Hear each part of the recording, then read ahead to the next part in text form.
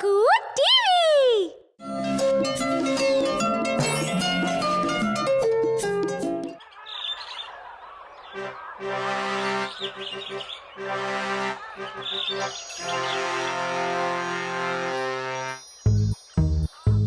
ഇതെന്താ ഈ പതാക ഇവിടെ ഇരിക്കുന്നേ?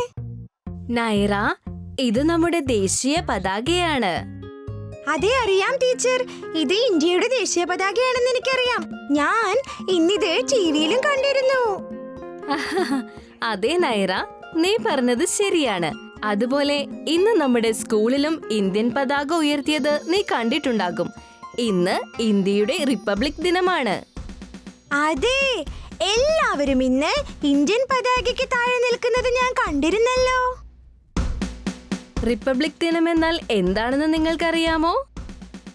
അറിയാം ടീച്ചർ. നമ്മൾ വർഷത്തിൽ 2 തവണയാണ് പ്രധാനമായും പതാക ഉയർത്തുക. സ്വാതന്ത്ര്യ ദിനത്തിലും പിന്നെ റിപ്പബ്ലിക് ദിനത്തിലും. നൈറ, നമ്മൾ രണ്ടുപേരും അമ്മയ്ക്കും അച്ഛനും ഒപ്പം ഒരു ദിവസം കാർട്ടൂൺ മൂവി കാണാൻ പോയത് നിനക്ക് ഓർമ്മയുണ്ടോ? അന്നും സിനിമ തുടങ്ങുന്നതിന് മുൻപേ ഇന്ത്യൻ പതാക സ്ക്രീനിൽ കണ്ടപ്പോൾ നമ്മൾ എല്ലാവരും എഴുന്നേറ്റ് നിന്നിരുന്നു. അത് ശരിയാണ്. നമ്മൾ എപ്പോഴും നമ്മുടെ ഇന്ത്യൻ പതാകയെ ബഹുമാനിക്കണം.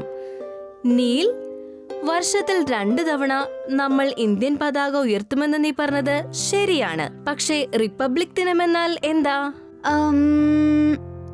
എനിക്കറിയില്ല ടീച്ചർ. സാരമില്ല നീൽ, എന്റെ കൂടെ വാ. അതിനെക്കുറിച്ച് ഞാൻ പറഞ്ഞു തരാം.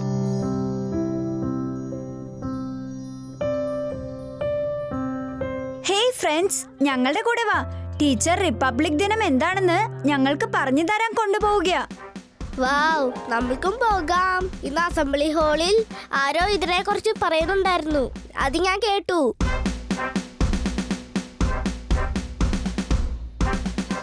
ഞാൻ മുമ്പേ പറഞ്ഞ പോലെ ഇന്ന് ഇന്ത്യൻ റിപ്പബ്ലിക് ദിനമാണ്. നിങ്ങൾ ആരെങ്കിലും ഒന്ന് പറഞ്ഞേ, അത് ഏത് തീയതിയാണെന്ന്? 26 ജാനുവരി. വെരി ഗുഡ് വാണി. എല്ലാ വർഷവും ഈ റിപ്പബ്ലിക് ദിനത്തിൽ നിങ്ങളെപ്പോലുള്ള കൊച്ചു കുട്ടികൾ വരെ പങ്കെടുക്കുന്ന പരേഡുകൾ ഈ രാജ്യത്ത് ഉണ്ടായിരിക്കും.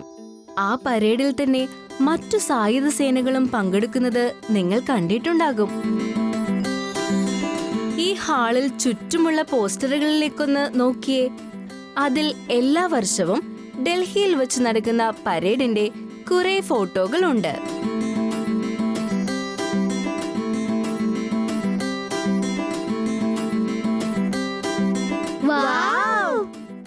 നമ്മുടെ സ്കൂൾ പ്രിൻസിപ്പൽ ഇന്ന് പതാക ഉയർത്തുന്നതും നിങ്ങൾ കണ്ടിട്ടുണ്ടാകും.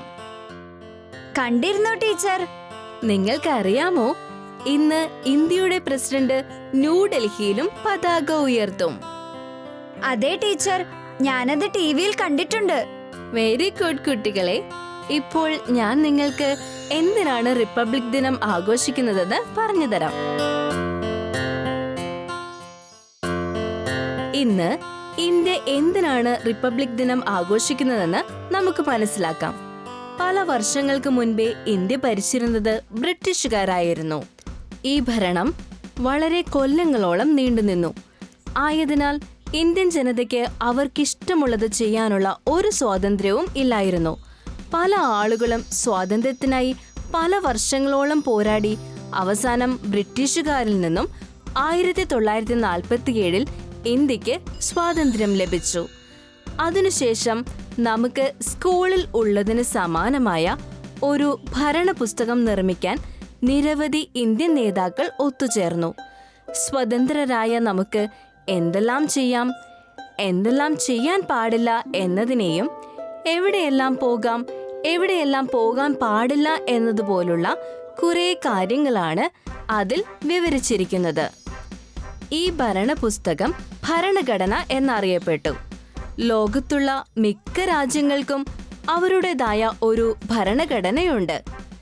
ഇന്ത്യൻ ഭരണഘടന എഴുതി തീർക്കാനായി ഏകദേശം 3 കൊല്ലം വേണ്ടി വന്നു.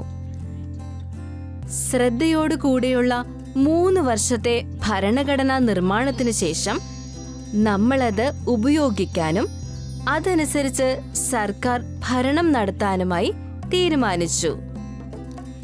ഇന്ത്യൻ ഭരണഘടന നമ്മൾ പിന്തുടരാൻ തുടങ്ങിയ ദിവസമാണ് റിപ്പബ്ലിക് ദിനമെന്ന് അറിയപ്പെടുന്നത്.